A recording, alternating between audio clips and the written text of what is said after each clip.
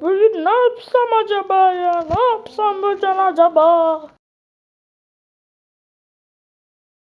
Yes be, buldum ne yapacağım. Hemen gidip markete bir tane çikolata alacağım.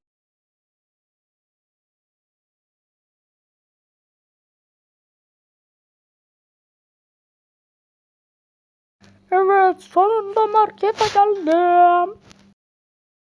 Merhaba abi, ben geldim. Ne yapıyorsun abi? Abi. Neyse abi ya, ben geliyorum abi. Görüşürüz abi. Beni alacağım. Oo, bu bir soygundur. Kaldır elleri yukarıya. Abi.